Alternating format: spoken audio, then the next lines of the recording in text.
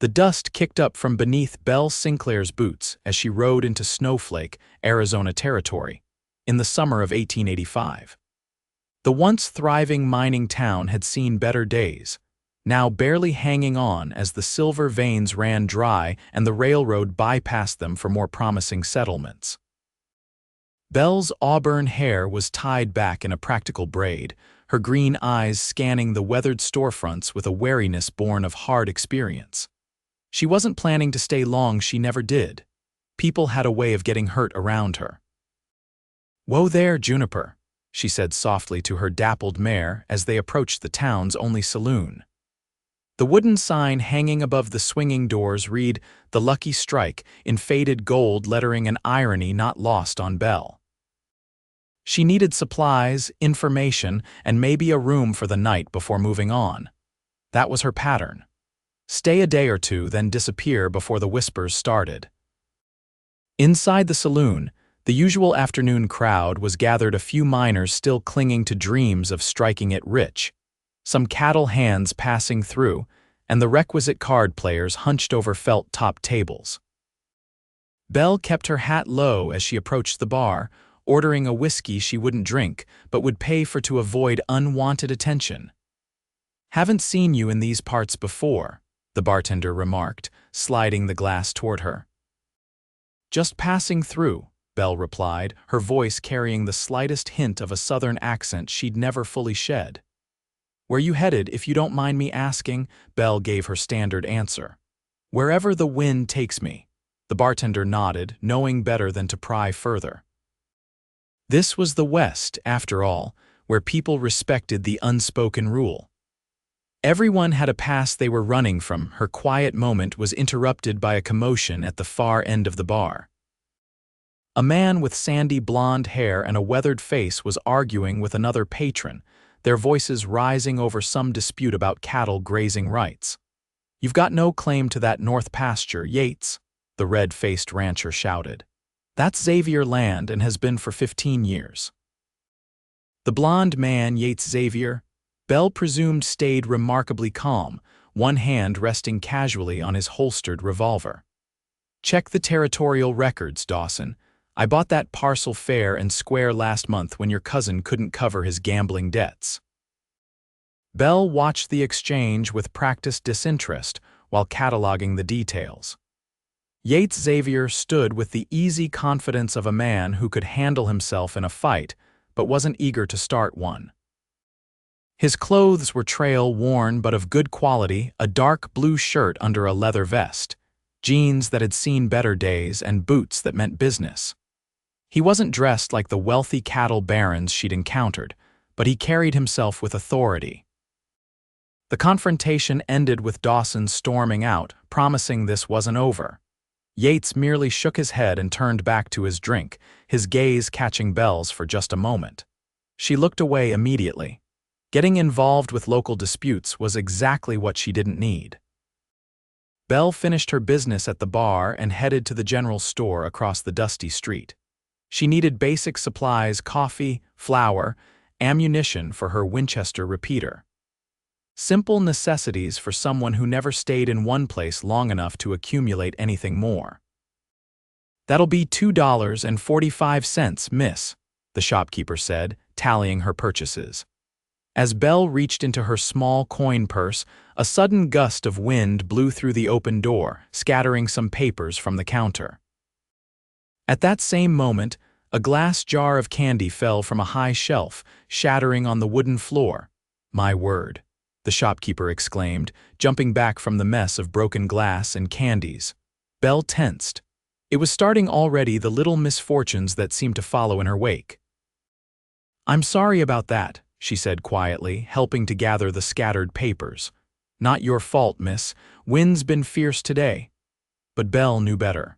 It always started small, like this, harmless accidents that people dismissed as coincidence. Then the pattern would emerge and the whispers would begin.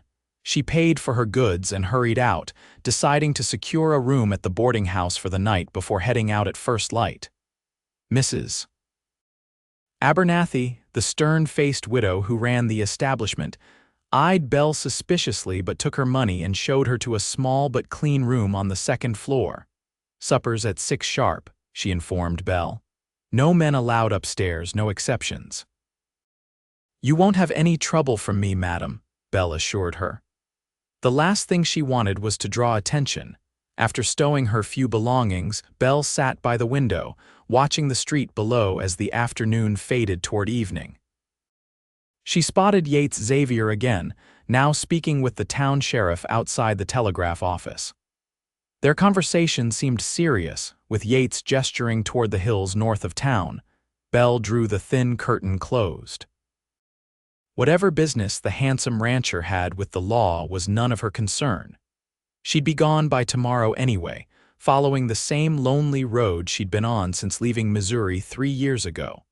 As promised, Mrs. Abernathy rang the dinner bell precisely at 6 o'clock. Belle joined the other boarders, a schoolteacher, an elderly couple, and a traveling salesman at the long dining table. The conversation flowed around her while she kept to herself, offering only polite responses when directly addressed. "They say we might get a proper doctor in town soon," the schoolteacher was saying.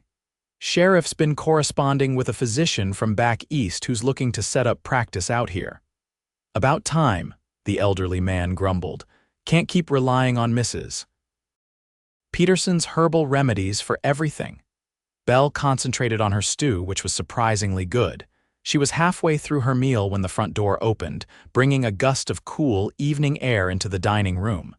"Evening, Mrs. Abernathy," came a deep voice that Belle immediately recognized. "Hope I'm not too late for supper." "Mr. Xavier," the widow replied with notably more warmth than she'd shown Belle, "always room for you at my table. Come sit." Belle kept her eyes on her plate as Yates Xavier took the empty chair directly across from her. She could feel his gaze, but refused to look up until Mrs. Abernathy made the introductions. "This here is Miss Sinclair, just arrived today," the widow said. "Miss Sinclair, Yates Xavier owns the Crooked Arrow Ranch north of town." Belle had no choice but to acknowledge him then. "Mr. Xavier," she said with a polite nod. "Miss Sinclair." His eyes were a startling blue, clear as a mountain lake, and they studied her with undisguised interest. "Welcome to Snowflake." "Thank you, but I'm just passing through." Something about her response made his mouth quirk up at one corner. "That's what I said when I first came here 5 years ago." Before Belle could respond, the glasses on the table began to rattle. A second later, the chandelier swayed gently above them. "Another tremor," Mrs. Abernathy sighed, steadying the water pitcher. "We've been having them ever since the Silverton mine collapsed last month." But Belle noticed how the elderly woman crossed herself discreetly, how the traveling salesman's eyes darted suspiciously around the table. It was beginning the subtle shift from normal caution to superstition. Belle had seen it before in a dozen small towns across the West. "If you'll excuse me," she said, rising from the table. "It's been a long day of travel." She felt Yates Xavier's eyes follow her as she left the dining room, but she didn't look back. The less interaction they had, the better for both of them. Back in her room, Belle sat on the edge of the narrow bed and removed a small leather journal from her saddlebag. She flipped through pages filled with neat handwriting, dates, places, incidents. She added today's entry. July 14, 1885. Snowflake as, wind, broken jar, tremor at supper. Then she placed the journal back in her bag and prepared for bed, planning her route out of town. Sleep didn't come easily. The boarding house creaked and settled, and from somewhere down the hall came the muffled sounds of someone coughing. Belle stared at the ceiling, remembering other rooms, other towns, other hasty departures. Since her 18th birthday, when the pattern first became clear, she'd been on the move, never staying long enough to form attachments or to see the full consequences of her presence. Morning arrived with golden light streaming through the thin curtains. Belle dressed quickly, packed her few belongings, and headed downstairs, hoping to slip out before breakfast was served. But Mrs. Abernathy was already up, her kitchen filled with the aroma of coffee and frying bacon.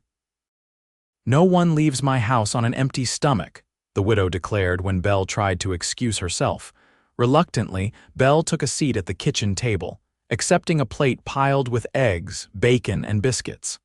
She was halfway through the meal when shouting erupted from the street outside. "Mrs.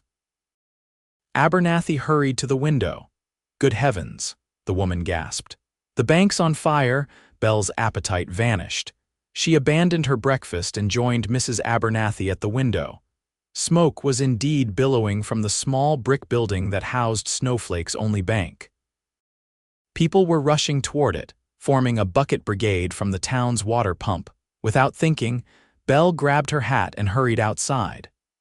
The street was chaos, men shouting orders, women gathering children away from danger, horses rearing in their hitches, spooked by the smoke and commotion. Belle found herself moving toward the bank, joining the line of people passing buckets of water. She had just handed off a bucket when someone grabbed her arm. She turned to find Yates Xavier beside her, his face smudged with soot. "You shouldn't be here," he said, his voice raised over the noise. "It's not safe." "I want to help," Belle insisted. "Then help move those horses before they bolt and trample someone," he countered, already turning back toward the bank. Belle did as he suggested, calming the frightened animals and leading them to a safer distance.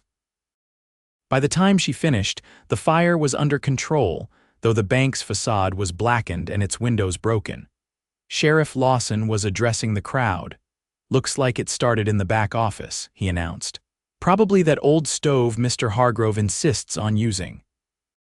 Nobody hurt, thank the Lord, and the safe is intact." The crowd began to disperse, but Belle overheard whispered conversations. "Third fire in 2 months. First the mine collapse, now this. Ever since that drifter came through." Belle pulled her hat lower and started walking briskly toward the livery stable where she'd left Juniper. She needed to leave now before the inevitable happened. "Miss Sinclair," she pretended not to hear, quickening her pace. "Belle, wait," the use of her first name stopped her. She turned to see Yates Xavier striding toward her, his expression determined. "You're leaving," he stated when he reached her, not a question but an observation. "I planned to move on today anyway. Because of the fire." His directness caught her off guard. "I don't know what you mean," she replied, though her voice lacked conviction. "I think you do." He glanced around, then lowered his voice. "Look, I need your help, or rather, a friend of mine does. Her name's Lily Martinez. She lives just outside town and she's expecting a baby any day now. Her husband was killed in the mine collapse and she's all alone." Belle shook her head. "I'm sorry for your friend, truly, but I'm not a midwife." "No, but Mrs. Peterson is, and she's laid up with a broken ankle. There's no one else nearby with any experience." He studied her face. "And something tells me you've helped deliver babies before." He was right. During her travels, Belle had assisted with several births. It was one of the few skills she possessed that seemed immune to her strange curse, perhaps because bringing new life into the world balanced whatever dark force followed her. "Mr. Xavier, Yates, please." "Yates, you don't know anything about me." "I know enough." "Sheriff Lawson telegraphed some contacts after you arrived. Standard procedure for newcomers." Belle tensed. "And what did he learn?" "Nothing concerning. Former schoolteacher from Missouri, traveled extensively, no warrants or trouble with the law." He paused. "But a curious pattern of misfortune in places you've stayed." Belle's hand moved instinctively to the small knife hidden in her boot. "Are you accusing me of something?" Yates raised his hands, palms out. "Not at all, but I recognize someone running from something when I see it. Been there myself." He nodded toward the road leading north. "Lily's cabin is an hour's ride. Help her through this birth, and then if you still want to leave, I won't try to stop you." Belle hesitated. Every instinct told her to refuse, to get on her horse and ride away from Snowflake and its handsome, too perceptive rancher. But the thought of a woman alone, about to give birth without help. "One day," she conceded. "I'll stay one more day." The relief on Yates's face was evident. "Thank you. I've got a wagon ready. We can leave now if you're willing." An hour later, they were traveling along a rocky trail toward the foothills. Belle sat beside Yates on the wagon seat, maintaining a careful distance. They had spoken little since leaving town, the silence between them filled with the creak of wheels and the steady clop of the horses' hooves. "How did you know?" Belle finally asked. "About the pattern of misfortune." Yates kept his eyes on the trail. "My mother had a similar reputation. Things would break, animals would spook, accidents would happen. Folks in our Kentucky town started calling her unlucky Lucy Xavier, said she was cursed." Belle turned to look at him more directly. "What happened to her? Died of pneumonia when I was 12. But before she did, she told me something I never forgot. She said, 'Luck isn't something that happens to you, Yates. It's something you make for yourself.'" "Wise words," Belle murmured, though she wasn't convinced they applied to her situation. "She also said that sometimes, what people call bad luck is just fear looking for somewhere to land." He glanced at Belle. "People fear what they don't understand, and they don't understand much." Before Belle could respond, Yates pointed ahead to a small cabin nestled against a stand of pine trees. "That's Lily's place." As they approached, a young Mexican woman emerged from the cabin, one hand supporting her very pregnant belly. Her face was drawn with worry, but it brightened when she saw Yates. "You came back," she called, then noticed Belle. "And you brought help." "Lily, this is Belle Sinclair," Yates said as he helped Belle down from the wagon. "She's agreed to stay with you until the baby comes." Lily took Belle's hands in hers. "Thank you. The pains started this morning, but they're still far apart." Belle smiled reassuringly. "Then we have time to prepare. Let's get you comfortable."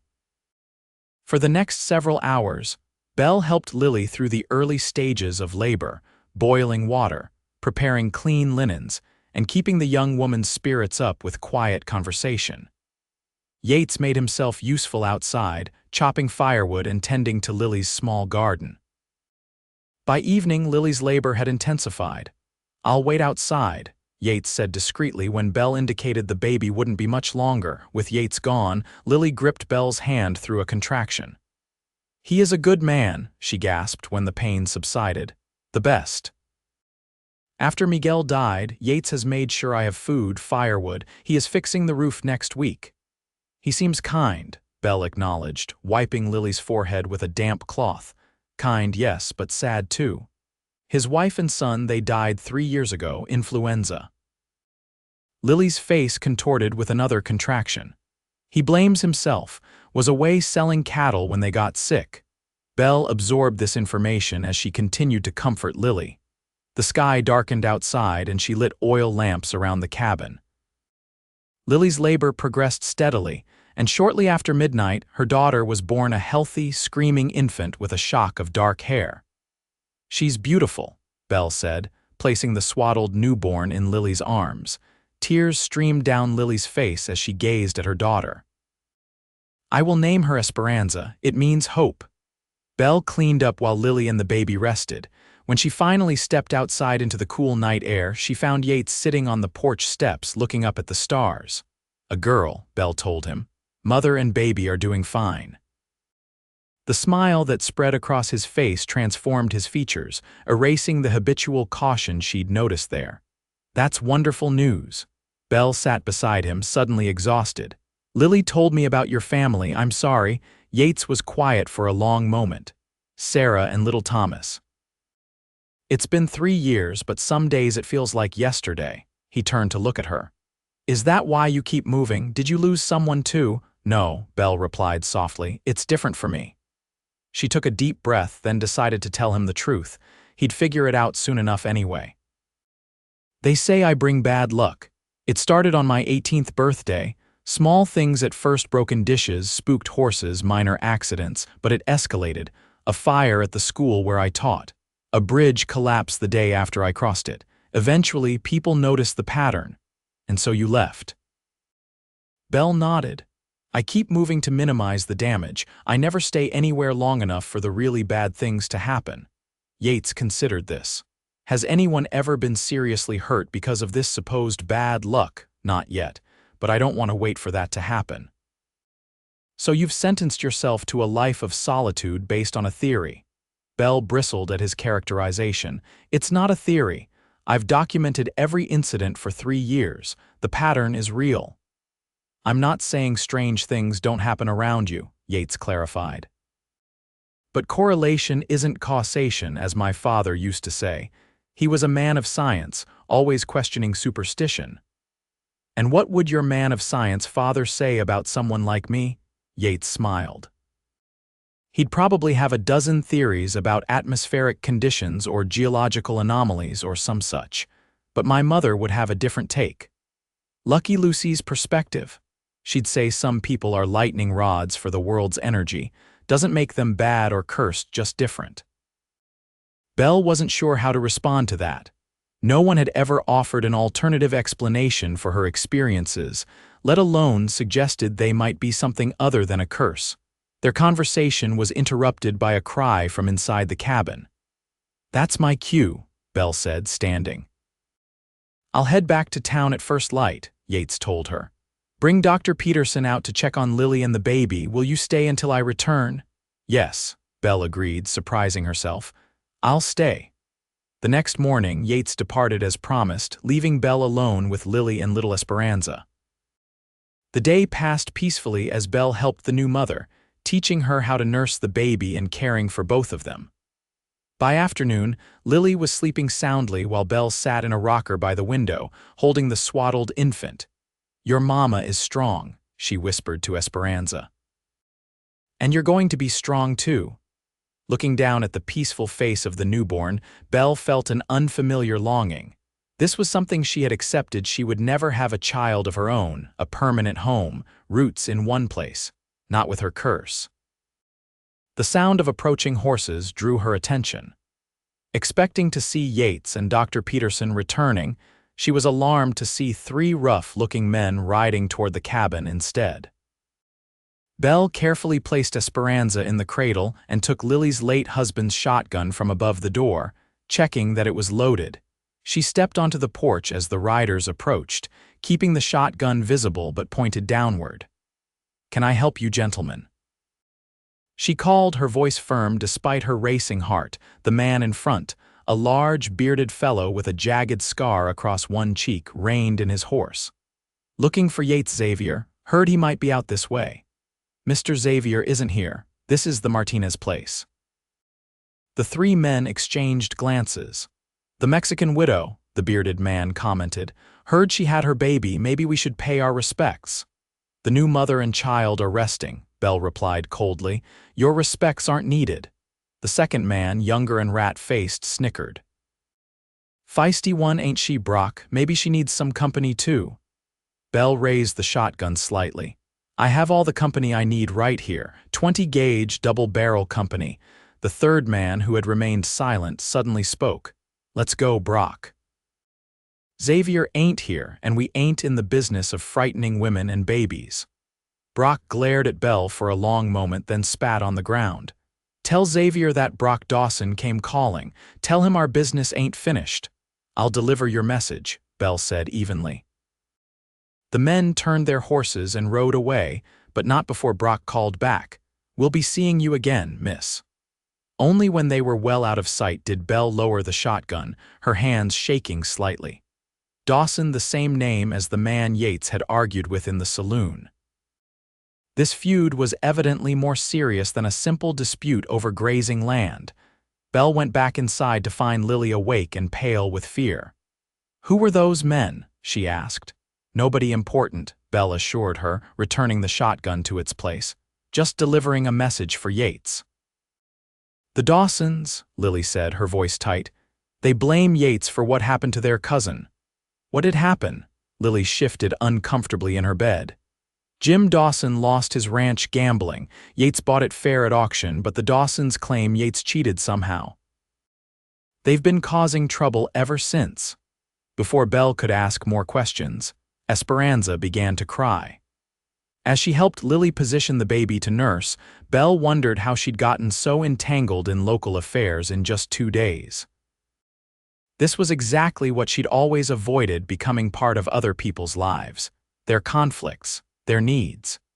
But as she watched Lily with her newborn, Belle couldn't bring herself to regret staying.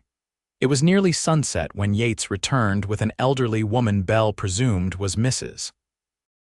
Peterson, the local midwife and healer. Despite her broken ankle, which was carefully splinted and bandaged, the old woman insisted on examining both Lily and the baby herself. "You did good work," she told Belle after completing her examination. "Clean, professional. Where'd you learn midwifery?" "My grandmother was a midwife in Missouri," Belle explained. "I assisted her often." Mrs. Peterson nodded approvingly.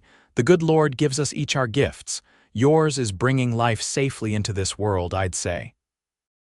Belle didn't correct the woman's assumption that she delivered many babies successfully. It was true that births seemed to be the exception to her curse, but that didn't mean she could stay and become Snowflake's assistant midwife after Mrs. Peterson had given Lily instructions for her recovery and cooed over little Esperanza. Yates helped the older woman back to his wagon. Belle followed them outside. "The Dawson brothers came by while you were gone," she informed Yates quietly. "3 of them led by someone named Brock." Yates's expression hardened. "Did they threaten you?" "Not directly, but their intentions weren't friendly. They were looking for you." "I'm sorry you got caught up in that," Yates said, running a hand through his hair in frustration. "The Dawsons have been trouble since I bought their cousin's property. They're convinced I somehow tricked him, though half the town witnessed him losing the deed in a poker game." Lily mentioned that. She seemed frightened of them, with good reason. "They've been trying to drive her off this land since Miguel died. It borders their remaining property and they want it." Yates looked back at the small cabin. "I've been helping her hold on, but it hasn't been easy." Belle understood now why he'd been so desperate for her help with Lily's delivery. The young widow had few allies, and Yates was trying to be one of them despite his own troubles. "I should get Mrs. Peterson back to town," Yates said. "Will you be all right here tonight? I can send one of my ranch hands over to keep watch." "We'll be fine," Belle assured him. "I still have Miguel's shotgun and I know how to use it." Yates studied her face for a moment. "I believe you do." Then, more softly, "Thank you, Belle, for everything," as she watched him drive away with Mrs. Peterson. Belle felt that familiar urge to pack her few belongings and disappear before dawn. Yet something held her back, not just concern for Lily and her newborn, but something else she couldn't quite name. That night, after Lily and Esperanza were asleep, Belle sat at the small kitchen table and opened her journal. She recorded the day's events, noting that nothing unlucky had occurred: no broken dishes, no spooked animals, no unexplained accidents. It was the first time in years she'd gone a full day without incident. Perhaps it was just a fluke. Or perhaps Yates Xavier was right, and what people called luck was something more complicated: fear looking for somewhere to land. Belle closed the journal without reaching any conclusions. Tomorrow would tell its own story. The next morning brought clear skies and a visit from Yates, who arrived with fresh supplies and news from town. "The bank's already being repaired," he told Belle as they sat on the porch, drinking coffee while Lily rested inside. "And Sheriff Lawson had a talk with Brock Dawson about trespassing on private property. Won't stop them for long, but it might buy some peace for a few days." Belle nodded, watching a hawk circling high above the pines.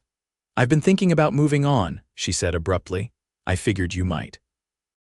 Yates didn't sound surprised. "Where will you go? North, maybe, or California? I haven't decided." "Wherever the wind takes you." There was no mockery in his voice, only genuine curiosity. Belle smiled faintly. "Something like that." "You know," Yates said, setting down his coffee cup, "Snowflake could use someone with your skills. Mrs. Peterson isn't getting any younger, and there are at least 5 women expecting babies before winter. I'm not a real midwife. You delivered Esperanza without a hitch." "That's real enough for folks around here." Belle shook her head. "You know why I can't stay?" "Because of the bad luck." Yates leaned forward, his blue eyes intent. "Belle, I've been watching. Nothing unlucky has happened since you helped with the fire at the bank. 2 full days without incident." "That's not long enough to establish a pattern," Belle argued. "Maybe not, but it's something." He hesitated, then asked, "Have you ever considered that the bad luck might not follow you everywhere, that some places might be, I don't know, resistant to it?" Belle had never considered this possibility. Her curse had seemed so consistent, so inevitable, that she'd never thought to test its boundaries. "That's an interesting theory," she admitted. "Stay a few more days," Yates suggested. "Help Lily get on her feet. If nothing bad happens, maybe rethink your plans." Before Belle could respond, the sound of a horse approaching at speed drew their attention. A young boy, no more than 12, came galloping up to the cabin on a lathered pony. "Mr. Xavier?" he called, reining in hard. "Pa sent me to find you. The Dawsons are at your ranch and they're threatening to burn your barn if you don't show yourself." Yates was on his feet immediately. "Did they hurt anyone, Tommy?" "No, sir. Pa and the other hands are keeping them busy, but they're liquored up something fierce." Yates turned to Belle. "I need to go. Will you stay with Lily?" "Of course," Belle assured him, alarmed by the situation. "But Yates, be careful. 3 drunk, angry men with a grudge." "4, actually," the boy corrected. "Brock Elmer and Howard Dawson plus their cousin Jim who lost the ranch." Yates was already striding toward his horse. "I'll send word when it's resolved." As he mounted up, Belle called after him, "Don't do anything foolish." The smile he flashed her was both reassuring and reckless. "Never do, Miss Sinclair." Then he was gone, galloping away with young Tommy struggling to keep pace on his tired pony. Belle watched until they disappeared from sight, a knot of worry forming in her chest. She'd grown to respect Yates Xavier in their brief acquaintance, his kindness to Lily, his rational approach to Belle's curse, his quiet strength. The thought of him facing 4 angry, armed men filled her with dread. When she went back inside, Lily was awake and had heard everything. "You should go too," she said, surprising Belle. "What? I can't leave you and the baby alone." "Senora Martinez, 2 miles down the valley, will come stay with me if you send for her," Lily insisted. "Yates may need help. The Dawsons are dangerous men."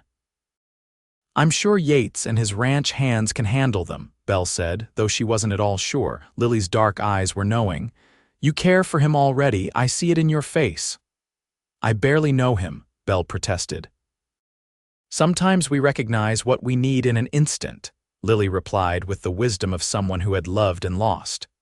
"Yates is a good man who has been alone too long, and you—" She reached for Belle's hand. "You are a woman who runs from connection. Perhaps it is time to stop running." Belle wanted to argue but found she couldn't. There was truth in Lily's words. In just 3 days, Yates Xavier had begun to breach the walls she'd built around herself.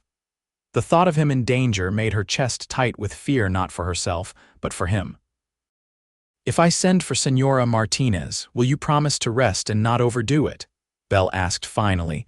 Lily nodded. "We will be fine. Esperanza and I are stronger than we look." Decision made, Belle quickly wrote a note for the neighboring woman and arranged for a local boy passing by to deliver it. Within the hour, a matronly Mexican woman arrived in a small cart, making a fuss over Lily and the baby and assuring Belle she would take excellent care of them.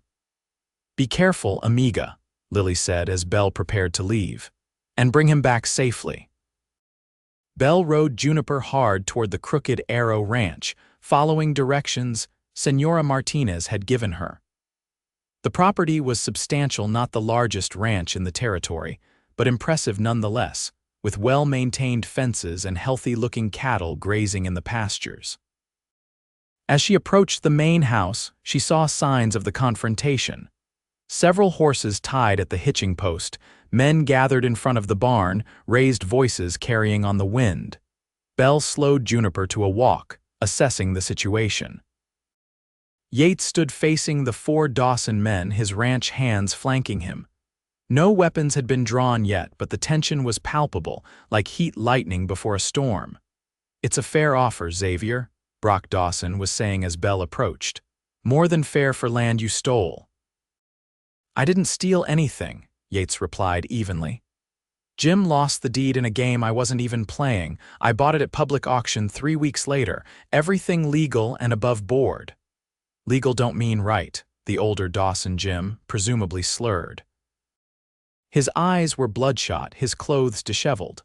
"That land's been in our family for generations." "Then you shouldn't have wagered it on a pair of 10s. one of Yates's men muttered, just loud enough to be heard. Jim lunged forward, but his cousins held him back. Brock's hand moved toward his gun. "Last chance, Xavier. Sell us back the north parcel at the price we're offering, or there'll be trouble." "There's already trouble," Yates observed coolly. "You're trespassing on private property, threatening my people, and too drunk to know better." It was then that Belle decided to make her presence known. She urged Juniper forward, coming to a stop just behind Yates and his men. "Gentlemen," she called, "is there a problem here?" All heads turned in her direction. Yates looked shocked to see her. "Belle, what are you doing here?" "Lily is fine. Senora Martinez is with her," Belle assured him, then turned her attention to the Dawsons. "I believe the sheriff was clear about trespassing. Perhaps you should continue this discussion when you're sober." Brock Dawson's eyes narrowed. "This ain't your business, woman." "I'm making it my business," Belle replied, dismounting and walking to stand beside Yates. A reckless move, perhaps, but she was tired of running from confrontation. Well, Howard Dawson, the youngest of the brothers, sneered. "Xavier's got himself a lady friend." "Didn't take long to replace Sarah, did it?" Belle felt Yates tense beside her, saw his hand move toward his holster. She placed her hand on his arm, stopping him. "Mr. Dawson," she said calmly, "I'd advise you to leave now while you still can with your dignity intact." Brock laughed harshly. "Listen to her, boys. Think she can tell us what to do?" "They say women bring civilizing influences," Belle continued, her voice steady despite her racing heart. "But they say I bring bad luck. I warned Mr. Xavier about it, but he doesn't seem concerned. What are you playing at?" Howard demanded, suddenly uncertain. Belle took a step forward. "In the last town I visited, a man who threatened me was struck by lightning. Clear blue sky, not a cloud in sight. In the town before that, a fellow who tried to corner me in an alley fell down a mine shaft the very next day." "Strangest thing." She shook her head in mock confusion. "I can't explain it. Things just happen around me, especially to men who mean harm." The Dawsons exchanged glances, their bravado faltering slightly. "She's bluffing," Elmer Dawson said, but he didn't sound convinced. As if on cue, a nearby rain barrel suddenly burst, sending water cascading over the ground. One of the Dawsons' horses spooked, rearing up and nearly throwing its rider. Belle felt that familiar sensation, a tingle of energy, a shift in the air around her. Her curse was manifesting, but for once she didn't fight it. She channeled it, directed it. "I'd say that's your first warning," she announced, her green eyes steady on Brock Dawson's face. "Would you like to see what happens next?" The Dawsons were looking distinctly uncomfortable now. Only Brock maintained his defiant stance. "We ain't scared of some woman's tall tales." "Then stay," Belle said with a shrug, "but don't say I didn't warn you." The wind picked up suddenly, swirling dust around them. A shelf on the porch of Yates's house collapsed with a loud crash. The youngest Dawson brother took a step back. "This is ridiculous," Jim Dawson slurred, but he too was eyeing Belle warily. "Final warning, gentlemen," Belle said softly. "Leave now. Come back when you're sober, and perhaps Mr. Xavier will discuss a fair arrangement about the disputed land. But threaten him or his people again, and you'll see what real bad luck looks like." For a tense moment, it could have gone either way. Then Brock Dawson spat on the ground, grabbed his cousin's arm, and growled, "Come on. This ain't over, Xavier."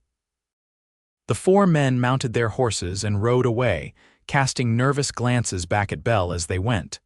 Only when they were well out of sight did she release the breath she'd been holding. "That," Yates said beside her, "was either the bravest or the most foolish thing I've ever witnessed."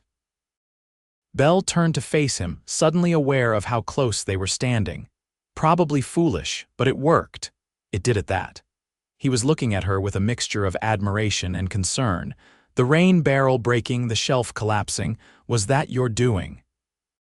"Not intentionally," Belle admitted.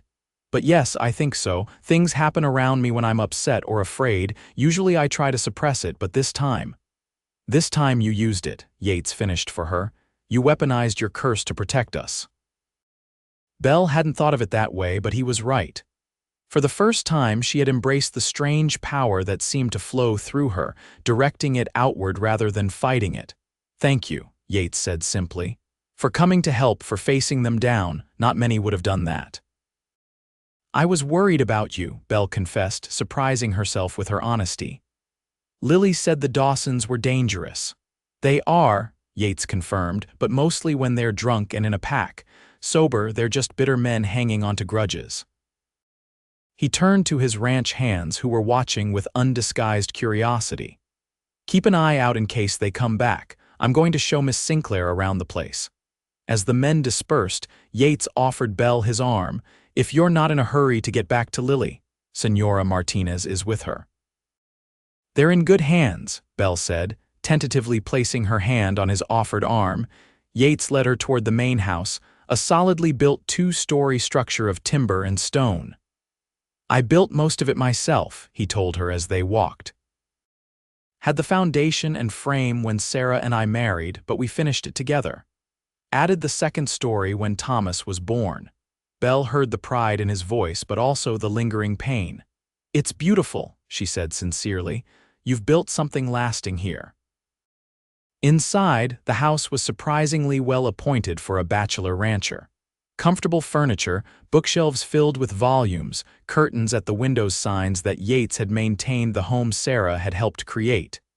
"Would you like some coffee?" he offered. "Or something stronger after that confrontation?"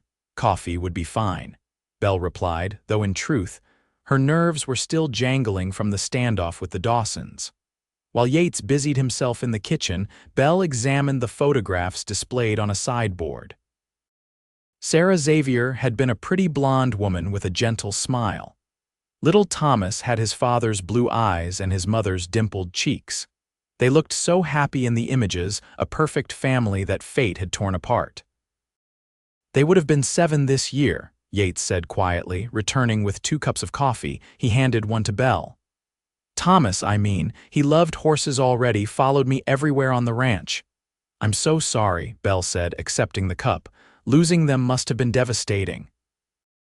Yates nodded, his eyes distant with memory.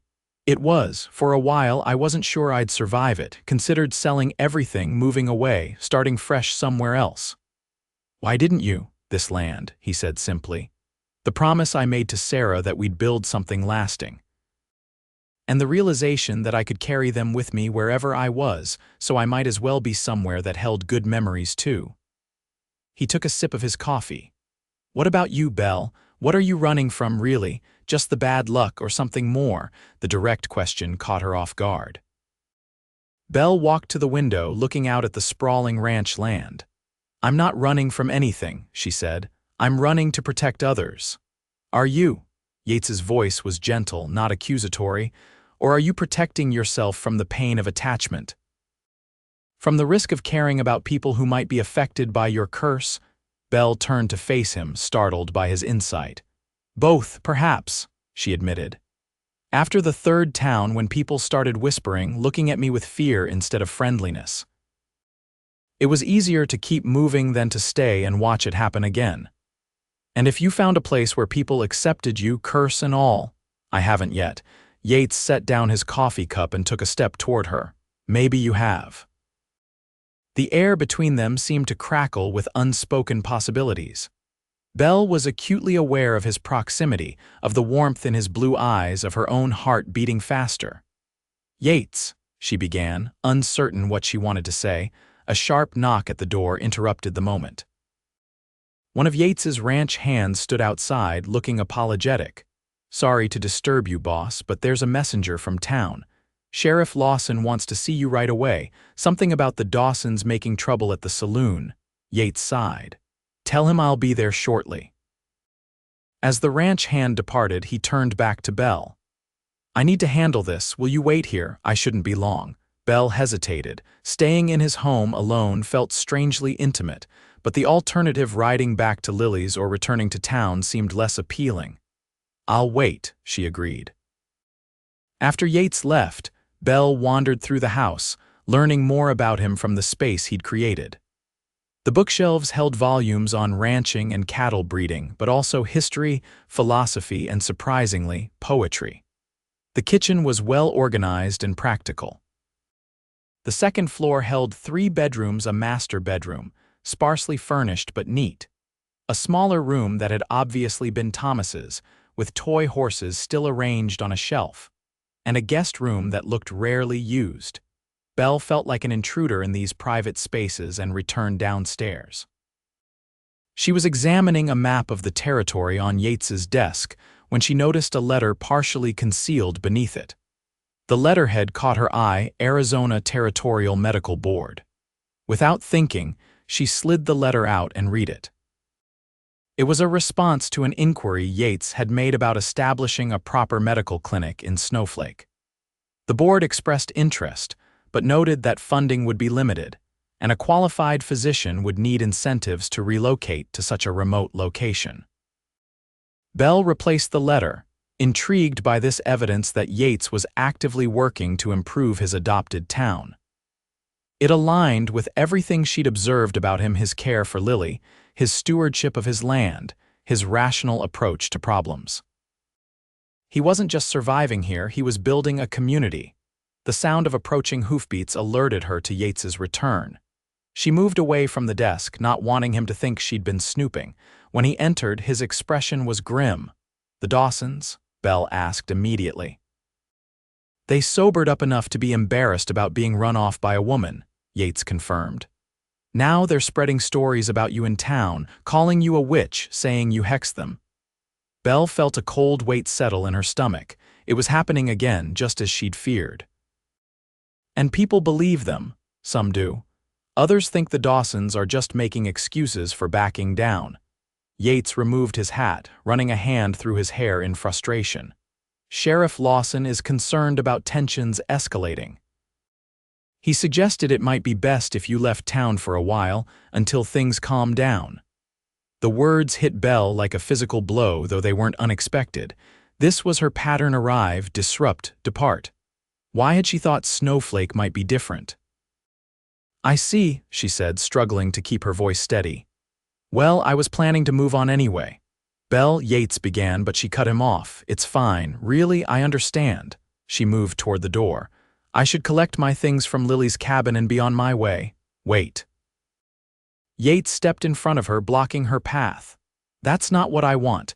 Belle looked up at him, confused. "What do you mean?" "I mean that Sheriff Lawson can suggest whatever he likes, but this is my land and you're welcome here for as long as you choose to stay." His blue eyes were intense, determined. "I don't scare easily, Belle. Not by the Dawsons, not by town gossip, and certainly not by a curse that may not even exist in the way you think it does." "You saw what happened today," Belle reminded him. "The barrel, the shelf." "I did. And I saw how you used it to protect me and my men, not harm us." He took her hands in his. "Whatever this power is that you have, it responded to your intentions today. That suggests you have more control than you realize." Belle wanted desperately to believe him, but fear, her constant companion for 3 years, wasn't easily banished. "And if you're wrong, if something terrible happens because I stayed, then we'll face it together." Yates's voice was firm, his hands warm around hers. "Belle, in the few days I've known you, I've seen your kindness to Lily, your courage against the Dawsons, your gentle way with Esperanza. Those things tell me more about who you are than any supposed curse." Belle felt tears threatening and blinked them back. No one had spoken to her this way since before the accidents began, since before she became someone to fear and avoid. "They say I bring bad luck," she warned, her voice barely above a whisper. Yates smiled, a slow, gentle curve of his lips that transformed his face. "Then my luck is about to change." Before Belle could respond, he leaned down and kissed her. His lips were warm and certain against hers, his hands releasing hers to cup her face gently. Belle froze for a heartbeat, then melted into the kiss, her hands finding his shoulders, then sliding around his neck. When they finally parted, both slightly breathless, Yates rested his forehead against hers. "I've wanted to do that since I first saw you in the boarding house dining room." Belle laughed softly. Even knowing about my curse, especially knowing about it, Yates replied. Because I recognized something in you that I understood someone who'd been shaped by loss and fear, but hadn't let it destroy their capacity for kindness. The truth of his words resonated within her. Despite her nomadic existence, Belle had never stopped trying to help others when she could, teaching children in the towns she passed through, assisting with births, offering what skills she possessed before moving on. Stay, Belle, Yates urged. Not just for a few more days. Give Snowflake a chance. Give us a chance. It was reckless, possibly dangerous, certainly contrary to everything she'd believed about her curse for 3 years, and yet, all right, she agreed, surprising herself. I'll stay, for now. The smile that lit up Yates's face was worth the risk. He kissed her again, briefly but with feeling. You won't regret it, and if anyone in town gives you trouble, they'll have to answer to me. I can handle myself, Belle reminded him, though she appreciated his protectiveness. I know you can. I saw that today. He took her hand, lacing their fingers together. Now, let's go check on Lily and Esperanza, and then I want to show you something special on the ranch. They rode together back to Lily's cabin, where they found mother and baby doing well under Senora Martinez's watchful eye. After ensuring all was well, Yates led Belle to a secluded spot on his property, a natural spring feeding a small, clear pool surrounded by cottonwood trees and wildflowers. It's beautiful, Belle breathed, dismounting to stand at the water's edge. Sarah called it our secret garden, Yates said, joining her. I come here to think, to remember, to plan for the future. He looked at her intently. I haven't brought anyone else here since she died. The significance of this wasn't lost on Belle. He was sharing not just a physical place, but a piece of his past, his grief, his healing process. It was an act of trust that moved her deeply. Thank you for showing me, she said simply. They sat together by the pool as afternoon turned to evening, talking about their lives, their dreams, their fears. Belle told Yates about her childhood in Missouri, her brief career as a teacher, the first manifestations of her strange ability. Yates shared stories of building his ranch, of his marriage to Sarah, of the devastating influenza epidemic that had taken her and Thomas while he was away selling cattle in Santa Fe. I blamed myself for not being there, he admitted, as the setting sun cast long shadows across the water. If I'd been home, I could have gotten the doctor sooner, maybe saved them. Or you might have fallen ill yourself, Belle pointed out gently.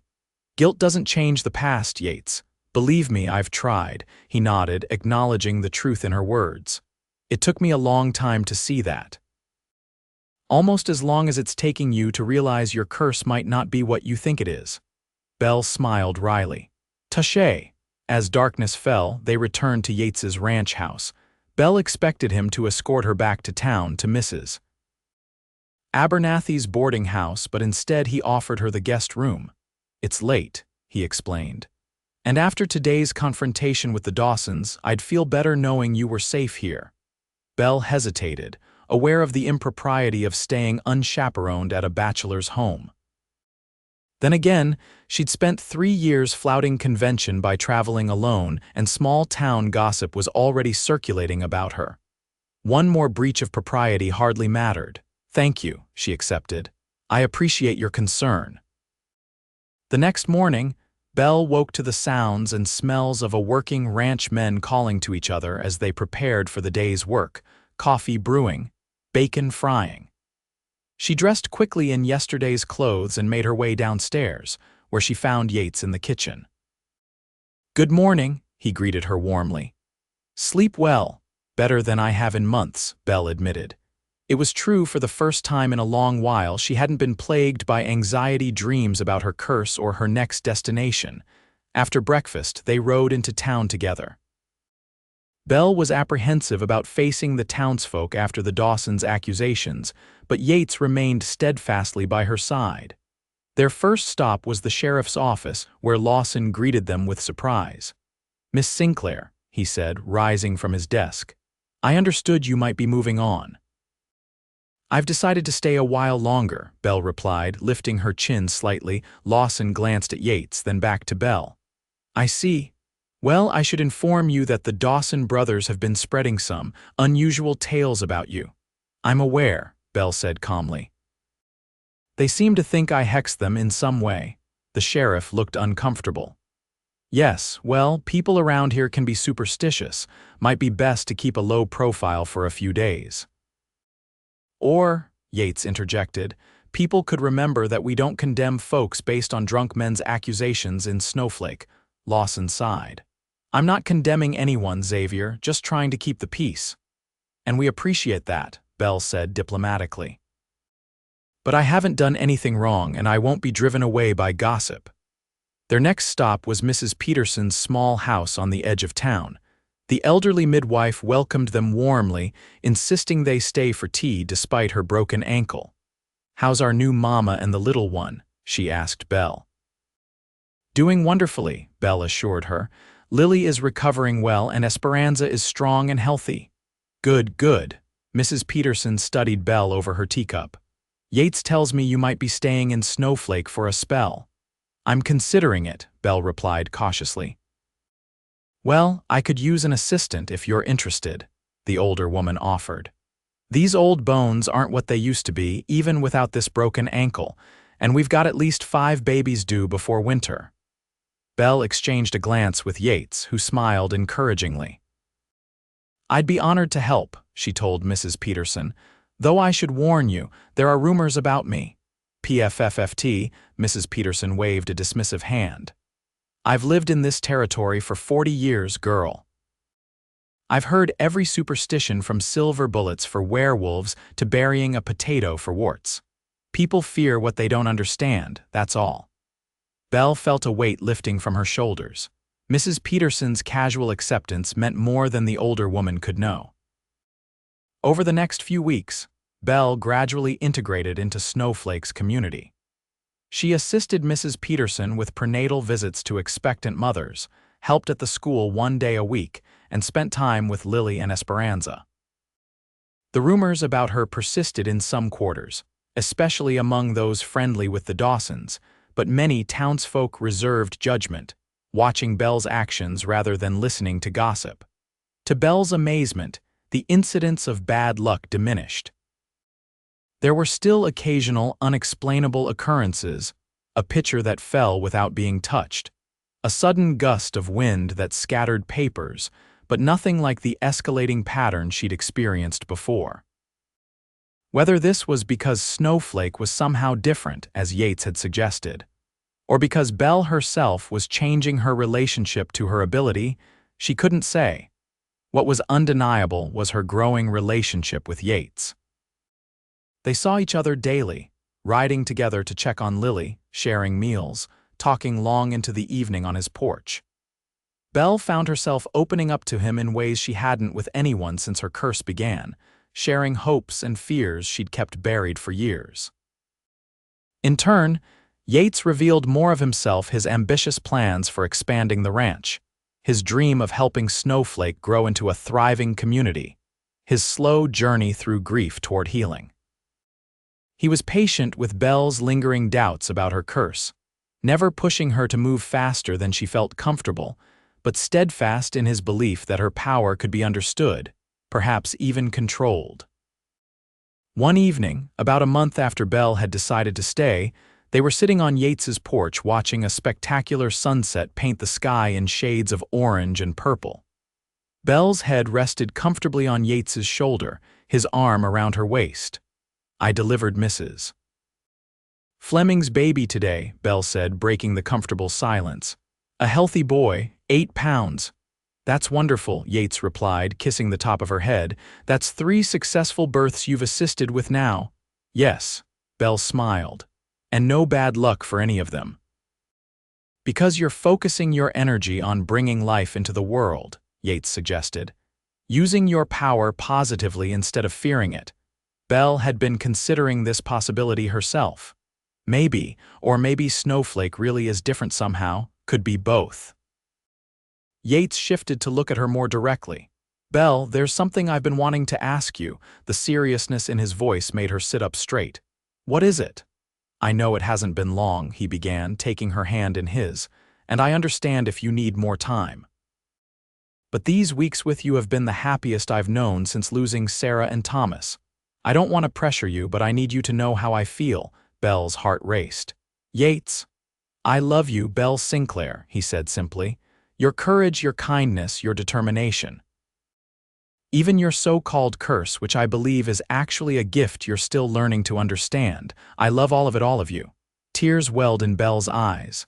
"I love you too," she whispered, the words feeling both terrifying and completely right. "But I'm scared, Yates. What if something happens to you because of me?"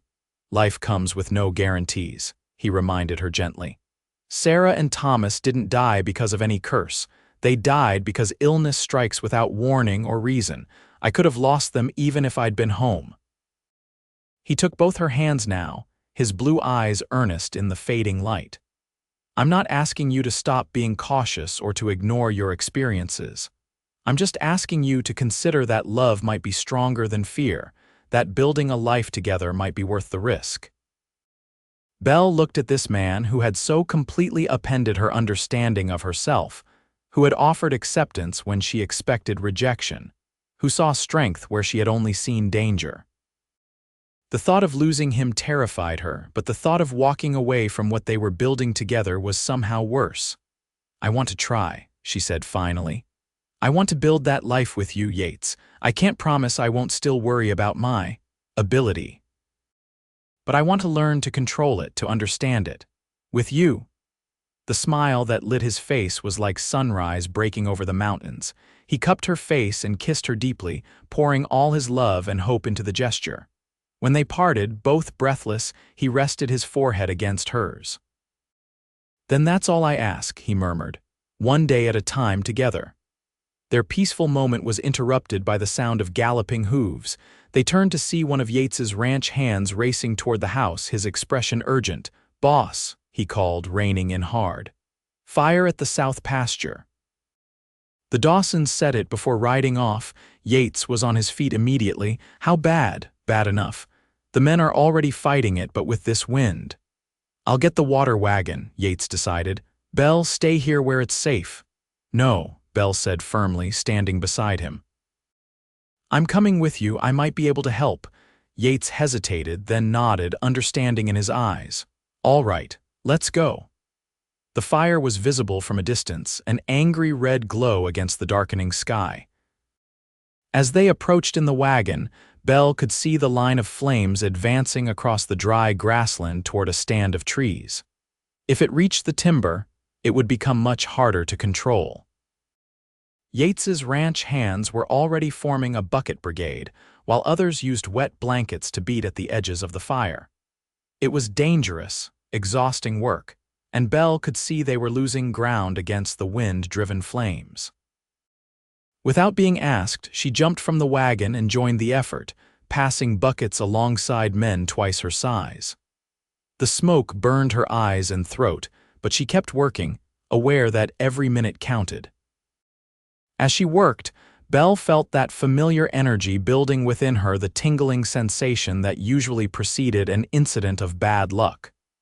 But instead of trying to suppress it, as she had for years, she focused it, directing it toward the clouds gathering above them. "Please," she whispered. "If I can break things, maybe I can fix them too." Whether it was coincidence, divine intervention, or Belle's strange power, the result was the same. The wind suddenly shifted direction, pushing the fire back on itself, and then fat raindrops began to fall, a few at first, then a steady downpour that hissed against the flames. The ranch hands cheered as the fire began to die, but Yates's eyes were on Belle. He had seen her concentration, heard her whispered plea.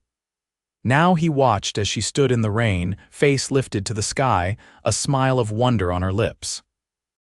When the fire was fully extinguished, leaving a blackened scar across the pasture but nothing worse, Yates found Belle sitting on the back of the wagon, exhausted but exhilarated.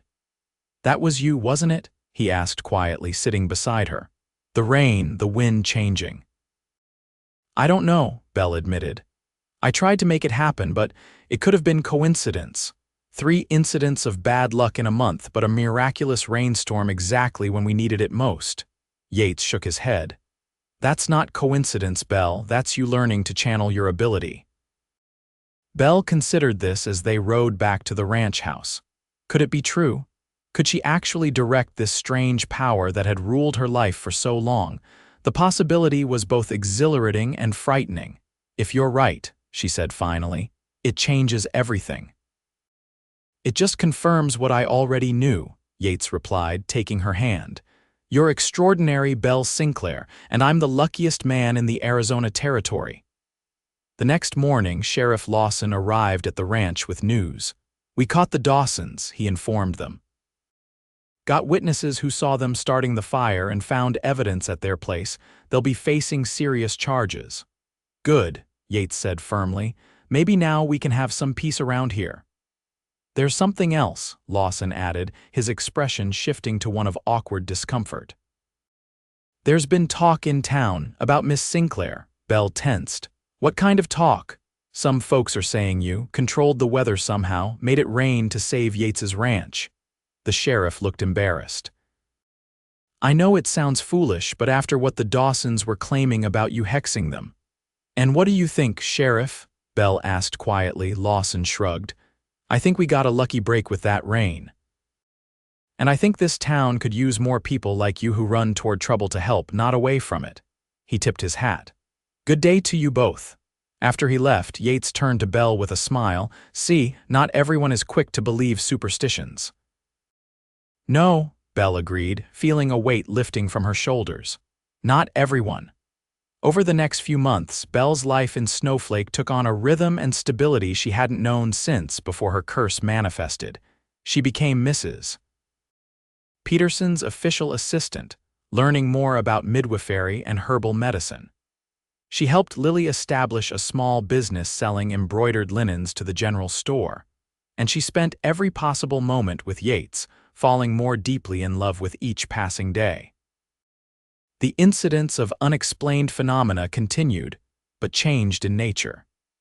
Instead of broken objects and minor accidents, Belle occasionally found flowers blooming out of season near their home or encountered wild animals that approached her with unusual trust. She began to experiment cautiously with her ability, learning to channel the energy she felt into small, controlled manifestations, causing a feather to float, a candle to light, rain to fall on a particularly dry day. Yates encouraged her explorations while ensuring she didn't exhaust herself. Together, they developed theories about her gift, that it responded to her emotions, that it was connected to natural forces, that it could be directed with practice and concentration. The more Belle accepted her ability, the more it seemed to work with her rather than against her. 6 months after Belle had ridden into Snowflake planning to leave the next day, Yates took her to their special place by the spring.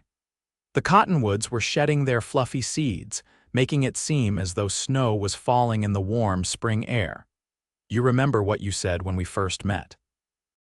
Yates asked, taking her hands in his. Belle smiled. I believe I warned you that I bring bad luck, and I said my luck was about to change. He knelt before her, still holding her hands. I was right, though not in the way I expected. Belle Sinclair, these months with you have been the greatest blessing of my life. Will you do me the honor of becoming my wife? Tears of joy filled Belle's eyes. Yes, she whispered. Yes, Yates Xavier, I will marry you. He rose and kissed her, then slipped a simple gold ring on her finger. It was my mother's, he explained. Lucky Lucy's ring, now belonging to an equally extraordinary woman. They were married 2 weeks later in Snowflake's small church. The entire town turned out for the ceremony, even those who had once whispered about Belle's strange luck. Mrs. Peterson served as Belle's matron of honor, while Lily watched from the front pew, little Esperanza sleeping peacefully in her arms.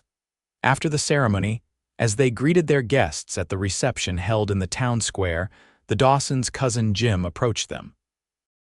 Recently released from jail after serving his sentence for the fire, he looked sober and considerably more humble than the last time Belle had seen him. Congratulations, he said awkwardly. I wanted to apologize for my part in everything. The fire, the rumors, it was wrong. Yates studied the man for a moment, then extended his hand. Apology accepted, Dawson. We all make mistakes.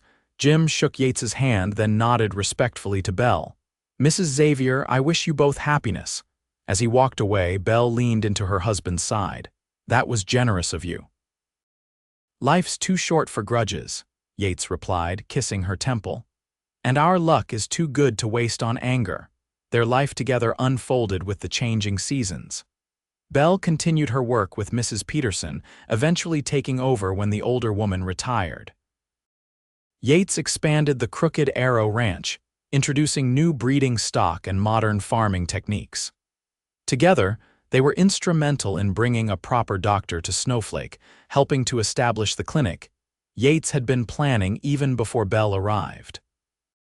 A year after their wedding, Belle gave birth to their first child, a son they named James, after Yates's father.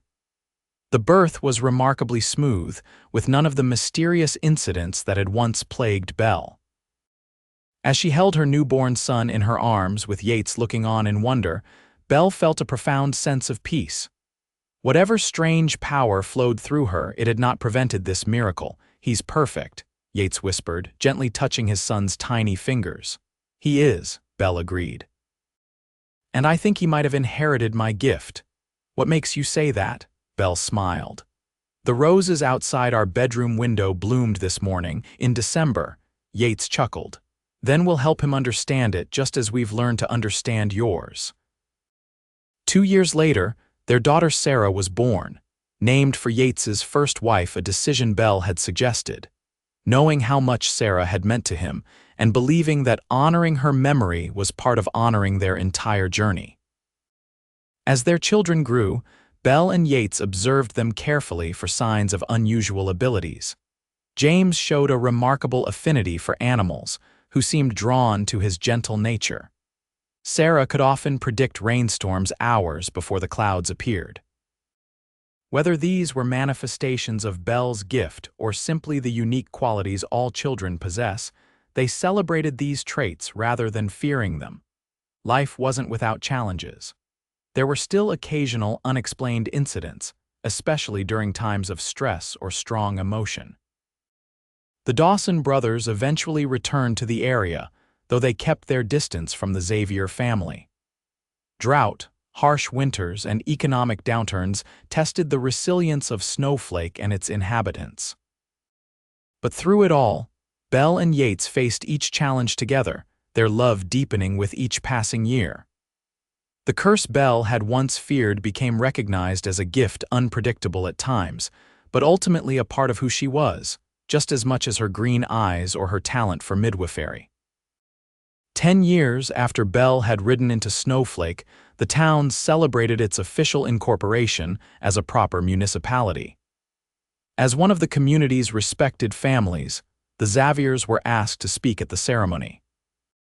Standing before their friends and neighbors with 13-year-old James and 11-year-old Sarah beside them, Yates began. When I came to this territory 15 years ago, I was looking for a fresh start. What I found was a home. Belle continued, and when I arrived here 10 years ago, I was just passing through. She smiled at her husband, or so I thought. Instead, I found acceptance, understanding, and love. Snowflake taught us both that sometimes what looks like bad luck is just the beginning of something wonderful, Yates said, taking Belle's hand. That's the legacy we hope to pass on to our children and grandchildren, that fear can be transformed into courage, and curses into blessings, if we're brave enough to stay and face them together. Later that evening, as they stood on the porch of their home watching their children play with the neighbors' kids in the twilight, Belle leaned her head against Yates's shoulder. They say I bring bad luck, she murmured with a smile. Yates wrapped his arm around her waist, pulling her close. Then my luck is still changing, he replied, and I wouldn't have it any other way. As if in response to their words, a gentle rain began to fall, not enough to drive the children indoors, but sufficient to bring the sweet smell of moisture to the desert air. Belle raised her face to the cool drops, no longer afraid of the connection she felt to the natural world around her, to the mysterious forces that had once terrified her. She had found her home, her purpose, her family. and in accepting herself completely gift, curse, or simply the unique magic that made her Belle, she had finally discovered the greatest luck of all: the courage to stay, to love, and to be loved in return.